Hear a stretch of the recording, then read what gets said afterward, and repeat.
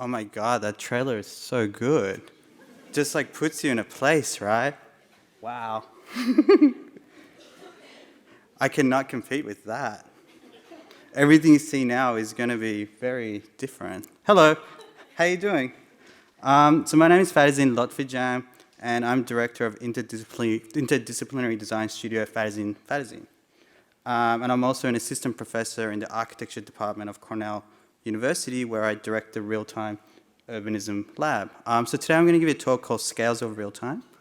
It's going to be about digital twins, maybe something you've heard about, virtual humans, and synthetic populations. And this is me. I probably should have been on this slide when I told you who I was. Follow me, send me emails, love mail, hate mail, love it. So, like many in the audience today, I work in multiple modes in media. This consists of researching with data sets, designing with algorithms, fabricating with robots, shown here, engineering interactive spatial media systems like this, building diverse audiences across digital platforms, producing films that subvert the codes of social media, creating exhibitions that push the limits of discursive and immersive aesthetic forms, at least I think so, and making models of smart cities and their control syntax. My research and creative work examines how new media and networked infrastructures and the techno-sciences influence the politics of architecture in the city. I've developed a method of working that uses design as a means of critical research and spatial practice. For instance, much of my recent work stems from an investigation into modernism's response to new technology and computation. Yet I apply this research to the most contemporary of design practices, working in VR, advanced fabrication, new spatial media, lots of the things that many people here are doing, in an interdisciplinary form of something I call applied technology studies. So I kind of work between architecture, design, and media. I work in this way to understand and redesign the relationship between computation and the multiple scales, mediums, and spatial logics of late capitalism, to understand how computational media determines our situation, how it shapes the codes of our social interactions, powers the data-driven decision-making of the buildings we inhabit, optimizes the unequal distribution of goods and resources in our cities, and automates the production of human subjectivities. I'm just going to throw them here because there's nowhere to put them. It's going to be dramatic. Architecture, technology, city subjects. This is the arrangement of concept sites and terms through which my practice operates, showing how all four co-produce each other, defining the spaces and architectures of each. So today I'm going to present a current research project that's in progress that is looking at how environments and populations are modeled through computational systems in real time. So a human is a particle in a linear flow. A human is a skinned mesh in a complex flock. A human is one part of the stroke thickness in a network of lines. So goes the depiction of individual identity in 3 recent real-time computer simulations of urban movement, a New York Times article, a soon-to-be-released PlayStation 4 game, and a new software-as-a-service urban planning tool. What do these examples from news media, interactive gaming, and city management reveal about the urban imaginary? Reveal about what it means to be human in the contemporary city. How do they shape the urban imaginary, and what compels so many computer operators to obsessively watch how humans move? Each simulation shows the movement of bodies, but in different ways, and to different degrees of real time.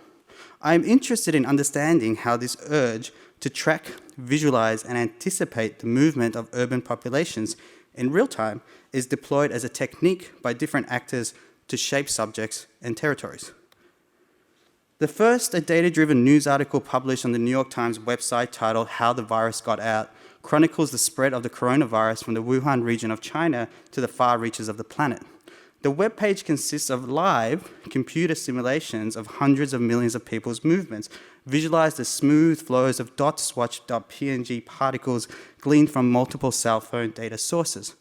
The simulation is coded in the JavaScript programming language and consists of over 60,000 lines of code. Scrolling the page triggers different dynamic visualizations. A good fraction of the 60,000 lines runs different subroutines that reconstruct pre-processed geospatial data into different historical simulations of human movement. Here, the degree of real-time is in the scroll-activated near real-time responsive interaction. Why, I find myself asking, is it important for these visualization routines to run as live computer programs within the browser? Why spend close to 10,000 lines of coding labor optimizing the site for runtime performance rather than pre-processing the animation frames and encoding them as video files? Clearly, there's a certain value that's placed on these information visualizations appearing live, running in real time, and on the authority that communicating with computer models produces. And there's also that build of anxious anticipation in the user cognition with every scroll of the page that is pleasurably rewarded with the release of dopamines when a new visualization commences. The second simulation can be seen in the trailer for Humanity, an in-development video game by THA and Enhance. Set to hypnotic beats scored by the legendary Japanese musician Cornelius. You should listen to it. The 1-minute teaser is a dizzying array of tracking and dolly shots capturing scenes of mayhem featuring massive crowds of computer-generated humans pressing, elbowing, and pushing past and into each other with careless and oftentimes violent abandonment in a series of abstract urban environments. Although this specific media is an MP4 video file, I assume it is showing documentation from in-game play developed using the Unity gaming engine, with the behavior of the digitally skinned humans being informed by agent-based modeling techniques. These humans run at 60 frames per second real time based on a series of local rules, which makes each play slightly different. The third simulation is available in Replica, a next generation urban planning tool, end quote, developed by a similarly named startup spun out of Sidewalk Labs, owned by Google parent affiliate Alphabet before recently being disbanded. The specifics of this simulation have to be pieced together from friendly promotional videos, helpful blog posts, government procurement forms, and a confidential methodology document with protected trade secrets that was accidentally made public. Replica produces simulations of synthetic populations moving around different US cities. Virtual humans that go about their daily lives ambling from home to work to lunch to shopping or other using different modes of transport. The company uses machine learning methods to translate, quote, near real time, location and behavior data tracked from real humans that represent a small percentage of the population into abstract persona models that allow for different decision-making matrices. These persona models are then matched with virtual humans that are statistically correct representations of entire cities' population based on census data. So they have a sort of simulation of entire cities' populations happening in many cities in the United States. And so the aggregate result of these synthetic populations are then presented to users in a no-nonsense friendly mapping interface that belies the incredible amounts of data collecting that has informed what we're seeing here. Okay, that's in the wrong place, but I'm going to roll with it. So, I tried to make a diagram this morning, and now you know why I'm good with computers and not with drawing with my hand. I guess like part of what I'm interested in this kind of conversation around real time is these different loops and these different scales of loops you see. So that's an eye, and that's a finger, and that's a button, and that's what happens when you input something into your computer. It triggers two different events. It sends a signal to your screen, so you push a pixel to your screen. It also sends a packet to a web server. And how long it takes for that packet to come back and how long it takes for your eyes to sort of process that signal and to act upon the pixel and the different scales and latencies and movements and the sort of different trajectories of material objects, of neurons, pixels, and packets, that's what I'm interested in understanding. I'm interested in the architecture between your eye and your finger, the architecture between your screen and your keyboard, and the architecture between your PC and your server. And so these three real-time simulations are also the results of longer histories concerned with the development of algorithms, infrastructures, and theories to track, model, and predict the behavior of individual subjects and populations. They're also connected by the specific simulation models that they implement.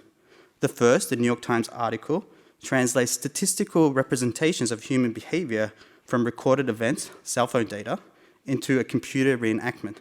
The second, Humanity, is the activation of a theory of autonomous human decision-making through computer programming. And in Replica, these two historically distinct techniques for modeling human behavior, I argue, have started to converge in a new urban platform. And so my research into real-time urbanism examines what this convergence of statistical and probabilistic methodologies means for the current management of cities and their future imaginaries, and what material practices and physical artifacts they create. Further, it speculates on the future trajectories of these trends within the context of city planning and governance falling increasingly under the purview of private interests. But real-time permeates at multiple scales in subtle and sometimes innocuous ways. For instance, in 2019, I was awarded an Epic Mega Grant from Epic Games, the makers of Fortnite, to use their software, the Unreal Gaming Engine, to develop architecture curriculum and tools. This developed from 5 years of research, teaching, shown here, and projects that looked at the application of gaming engine technologies, responsive environments, and immersive spatial media. And many of these projects are collaborative, and I can give you all the names if you're asking Q&A. Cool. So that's some of what I do. And so the Epic Mega Grant program was launched in 2019 with a total funding pool of $100 million that would be awarded to individuals or entities for, quote, creative, noteworthy, and innovative projects built in the Unreal Gaming Engine, shown here. At the time, Epic was marketing their product to architects as a revolutionary real-time 3D rendering and visualization platform that would end the tyranny of the V-Ray bucket, an offline and therefore not real-time renderer. Epic was using their considerable clout to usher in a real-time future, saturated with immersive, instantaneous, and highly resolute digital media. And so when I started working on this project, I was interested in Epic's mobilization of this computational term, real-time, and its origins in the semi-automatic ground environment shown here. A massive military program of large computers and associated networking infrastructures that monitored the North American airspace and produced a real-time image of airborne craft. As a historian of science and technology, Paul Edwards reminds us, Cold War demands for centralized command and control over vast territories in a modular, flexible, and efficient manner is the context in which the real-time electronic computer that we all know was invented. And so for my Mega Grant project, I wanted to know what it meant that my profession, its design tools, its metrics for productivity is shaped by this real-time military logic. For instance, this is City Engine, which is a WYSIWYG procedural urban design tool that lets you model an entire city in real time. And so this builds on collaborative research, exhibitions, and publications that I've been doing for the last 7 years with Mark Wasuda, that examines the global smart city movement and its foundations in modernism and computation. These projects survey the implementation of IBM and Cisco technologies in smart urban initiatives and analyze the central role of the command and control centers of each city. I know I'm showing a lot of slides. We're going to slow down soon, I promise. So this current push for a real-time urban future is being facilitated by advances in computer, communication, and media technologies. Most importantly, previously isolated advances within military and entertainment domains have now converged on the city as a new marketplace for real-time simulations. And so this conversion can be most visibly seen in a recent smart city product, the digital twin, whose most ambitious objective is to produce a real-time virtual replica of a city, its urban systems, and the behavior and movement patterns of its inhabitants. And so here I'm showing a grid of case studies of different digital twins of cities that we have been researching from around the world. And this is another one, virtual Singapore. And so this linking of telecommunication infrastructures, digital computation, and immersive screen-based media by new urban forms like data centers, control rooms, sensor towers, and new urban technologies like digital twins, massive open online worlds, synthetic populations, and virtual humans is what I am defining as real-time urbanism. And so what this project asks, what are the records, the tools, and the methods used to simulate a city for reasons of control or monetization, or both? What are the capabilities of each specific technical instrument and infrastructure? And what are the spatial consequences for the built environment and the people who move through it? The computer models that drive these human behavior and personality simulations are based on abstract theories informed by genealogies of knowledge explicitly rooted in social ordering belief systems. Examples such as virtual Iraqis performing non-verbal cues for military sensitivity training in software developed by the US Army reveal the bias and assumptions behind these theories. Decision-making based on these problematic models produce unfair outcomes that favor those in power. Okay. And so, as part of this research, I want to start to understand, as a way to sort of frame some of these recent urban technologies like the digital twin and virtual humans and synthetic populations, I thought it was good to revisit a historical moment where a lot of these different concepts and techniques start to first come into realization. And so I would like to look at this project, SimNet, from the 1980s to the mid-1990s. Okay, so on August 27th, 1991, military defense contractors and personnel from the US Department of Defense convened in Alexandria, Virginia, for a conference called 73 Easting, Lessons Learned from Desert Storm via Advanced Distributed Simulation Technology. The conference was organized by the Institute for Defense Analysis and co-sponsored by the Defense Advanced Research Projects Agency, DARPA, and the Office of Military History of the Army and the Engineer and Topographic Laboratory of Fort Belvoir. Central to the many panels and presentations that comprised the 3-day program was the reenactment being developed of the Battle of 73 Easting, an armored vehicle battle fought in Iraq on the 26th of February 1991 between 3 US cavalry troops in the 18th Brigade of the Tabakalna Iraqi Republican Guard. The purpose of the reenactment was to develop a database of the minute-to-minute activities of each participant, for example, tank and soldier. Pivotal to conference discussion was that this battle was being recreated using new distributed simulation technology, advanced distributed simulation. This technology allowed users to replay and analyze the event in detail from any vantage point, and to pose alternative cause and effect hypotheses and test what-if scenarios. Advanced distributed simulation was invented as part of a DARPA-initiated program to create simulator networking, SimNet, as it's more commonly known. The idea behind SimNet was first conceived in 1978 by Colonel Jack Thorpe, pictured here on the left, who was at the time a young captain and scientist with the Air Force Office of Scientific Research. In an unpublished white paper titled Future Views, Aircrew Training from 1980 to 2000, Thorpe proposed a network of simulators for combat mission planning, rehearsal, and execution, an idea that went on to have significant influence on military training and doctrine, as well as on shaping the possibilities of virtual and actual world-making. In the paper, Thorpe envisioned a smooth and undifferentiated battleground governed by the logics of the network, where physical and virtual events, training and actual combat are rendered indistinguishable. The key components of his concept are illustrated in 4 figures drawn by a Pentagon graphic artist. In the upper left square, an overhead sensor relays real-time information about an enemy aggression event and connects this event to a network geography of battleships, airstrips, and tactical development center. In the upper right square, planners huddle over a 3-dimensional holographic electronic sand table projection system, that's what it's called, assessing the situation and formulating a response. In the bottom left, 4 pilots in separate but connected flight simulators rehearse the battle plan, while planners on the electronic sand table observe. In the last square, 3 people, planners and battle damage assessors, can be seen at the electronic sand table monitoring the actual mission in real time.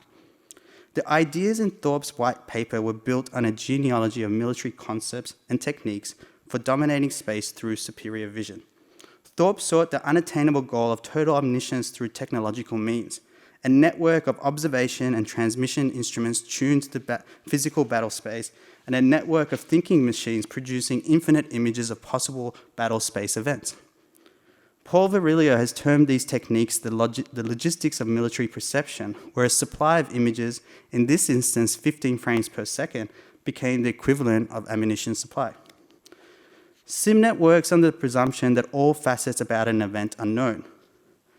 Not only can future events be foreseen, but that a neutral, unbiased decision can be made.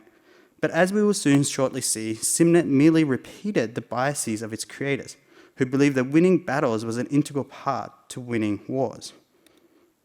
Also embedded in the logistics of military perception are the conceptual seeds for what would later become the smart city digital twin, and by extension, the replica platform.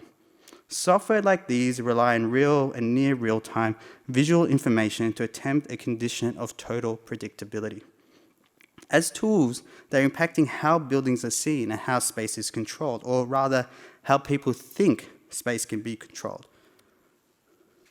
At the time of its publication, there was no known technical solution for Thorpe's proposal. In 1981, Thorpe was assigned to DARPA. By this time, the findings of the Advanced Research Projects Agency Network, ARPANET, experiments to connect computers at different universities had become more known. As we all know, the early internet. A key DARPA contractor, Bolt, Beranek and Newman, BBN, had helped develop the ARPANET networking protocols. This proved consequential for SIMNet's inception. At the same time, transistors, the building blocks for chips and computer processing power, were becoming increasingly powerful due to their growth in the commercial sector. Seeking to exploit these developments and leverage military and civilian technologies, Thorpe and others conceived of SIMNet to develop, quote, a new generation of high-tech, realistic, networkable microprocessor-based simulators that would cost 100 times less than existing simulators. Military combat training was to become massive, open, and online. Over the next decade, the SIMNet program extended and expanded its impact across the Department of Defense. At its peak, it employed over 300 scientists, engineers, operators. I should have seen there was a comma there. Let me try that again. At its peak, it employed over 300 scientists, engineers, operators, architects, and industrial designers, trainers, fabricators, and software and hardware experts. The project then implemented vehicle simulator classes for ground, air, and naval entities, shown here. In 1987, SIMNet began working on what it called semi-automated forces, artificial combatants that would be controlled by a commander, that could be controlled by a commander at a workstation to project substantial enemy forces on the battlefield and/or provide friendly flanking and support units. Much effort was invested in developing artificial forms of cognition so that human fighters and simulators would not be able to tell the difference between actual and artificial virtual combatants. This simulation technique of ontological plasticity between really rendered humans and algorithmically rendered humans, or real threat and imagined threat, has continued to develop and can be seen in the virtual humans of Replica and of digital twins. The technical innovation of the SIMNet program was the non-hierarchical networking of multiple simulators. There was no centralized control system. Instead, each node worked autonomously and represented one simulated entity. Each then shared its information to other nodes like in a peer-to-peer system. This fundamental architecture allowed for, quote, real-time distributed simulations that would scale approximately linearly with the number of entities being represented, end quote. The organizing of information was so successful that a DARPA-initiated SIMNet offspring set the record for the largest real-time distributed simulation of 1997, with over 50,000 entities participating live on 500 computers across 7 sites. We're about to see a video with audio. I hope it works. Wait. Oh, I got scared.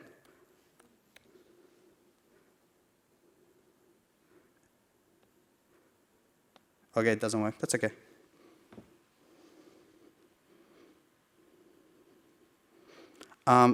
So what you're seeing here is they're describing the fact that all of the physical objects between the 3 armed forces and all of their digital objects and all of their existing technical instruments like radars couldn't distinguish between the virtual combatants in the simulator and the physical objects. So everything was connected together.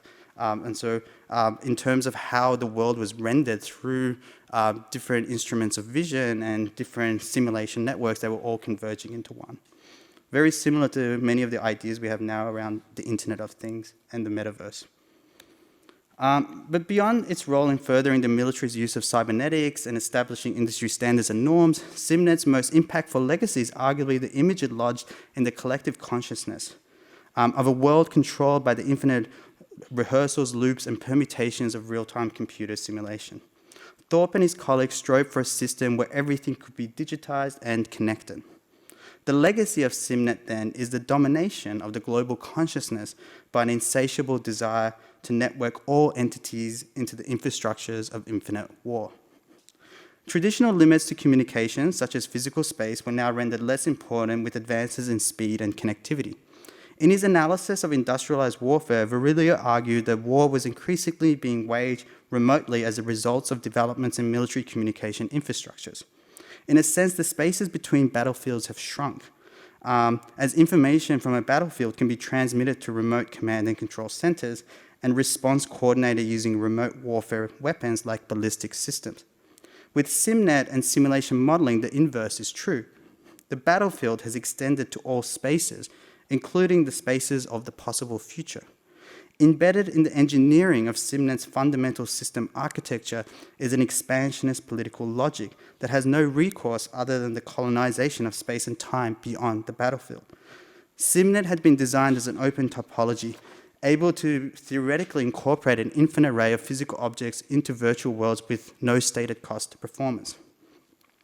On day one of the conference, Colonel Gary Blodin of the Institute for Defense Analysis observed that data collecting is, quote, dealing not so much in simulation as in reenactment of an actual event. Historical reenactments, another military practice, emphasizes the importance of returning to the site of battle with combatants who fought in the event, a technique that was first used during Civil War reconstructions with surviving combatants 30 years after the fact. For Blodin, it was critical to perform reenactments while the US still owned the battlefield.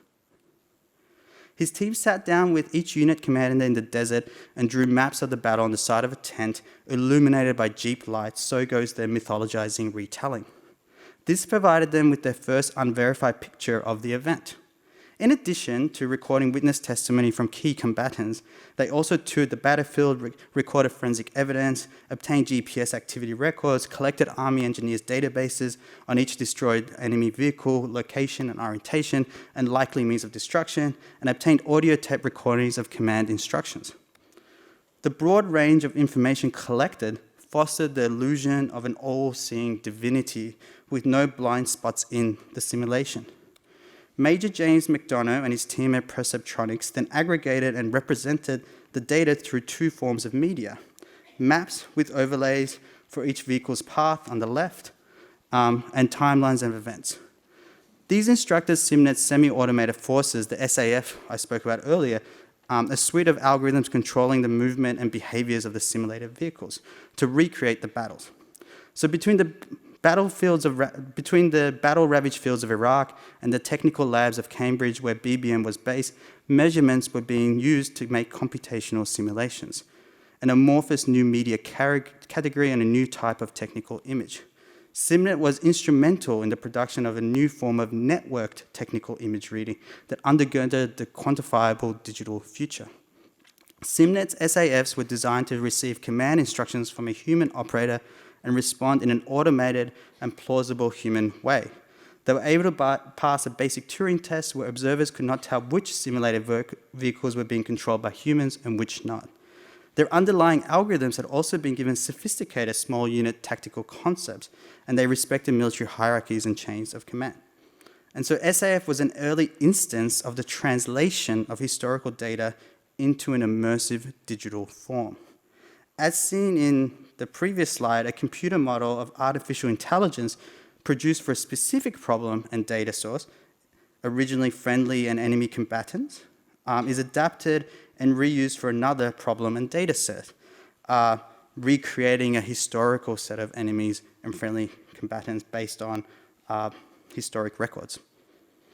At the conference, Colonel Michael D. Krauss, a military historian and a member of the team, placed SimNet's reenactment in the tradition of German historian Leopold van Ranke, and I'm sorry if I pronounced that wrong, who spoke of, quote, history as it actually was. Krauss argued that the project presented the event as it actually was. He believed that the uses of digital communication, telephone conversations, radio transmissions, personal tape recordings, interviews, could model the event minute by minute, creating a perfect replica whose use of materials would overturn traditional ideas of documentation. And so real-time reenactments offered a method to expand the archives of military history, and in so doing to establish the algorithm as an archival form itself, a record of how it was. And so simulations, when understood in their relationship to reenactment and automated record keepings, become tied to the actuality of the past. Future scenarios are so predicated on historical fidelity, and data feeds of the futurity they envision are constrained by their own methods. Not what actually happened, but what records those powerful institutions such as militaries or corporations have used to tell what happened. This will have dramatic impact when applied to social simulators, which cannot help but simulate a corporatist future because their data is taken from corporatist sources. Possible futures built on other foundations of data remain in the simulation's blind spots. And so many of SimNet's artificial forms of intelligence and SAFs had been developed and instructed to simulate the decision-making matrix of the T-72 Soviet battle tank, shown here, widely used in the Gulf War, the first one. Soviet doctrine and world order were evenly balanced. Opposing foes would meet to engage on a battlefield. When the USSR collapsed unexpectedly 4 months after the conference, SimNet's limitations became clear. SimNet was based on at least two outdated assumptions. One is the notion that the rise or fall of a nation hinges on a single battle, and not a complex interweaving of social and economic factors, as in the case of the USSR, and that SimNet did not model. The other is that the point of war is to win and not to have it go on indefinitely for capitalist profit. Modeling how people behave has now become a lucrative industry. SimNet's synthetic populations of Soviet forces may be obsolete, but the need for data collection and human simulation remains relevant, as Replica and the digital twins examples show. Yet, if SimNet was based on a vision of militaristic knowledge blind to social and economic factors outside that vision, its successors like Replica, in trying to determine how demographics shop and consume media in urban landscapes, have the opposite blind spots, seeing movement through the cities as being only based on consumption and not influenced by broader militaristic events or movement without purpose. The computational practices of urban reenactment have shifted architecture beyond its traditional categories of structure and envelope. The node becomes a new unit of reenactment defined by overlapping and entangled computational networks. The virtual citizen makes its home in the world's data centers where it apes real humans forever. And so if we return here, and in conclusion, real-time urban simulations and technologies discourses insulate municipal and commercial actors from democratic accountability, allowing a claim to scientific rationality when the decision-making is informed by computer models and anonymized algorithms. Through claims of data richness and methods of reenactment, these seemingly innocuous and utilitarian platforms or media stories are actually incredibly consequential, normalizing pervasive information extraction practices, which may only further entrench the disparities of access and visibilities in our cities. Here's a real-time simulation of me. Thank you.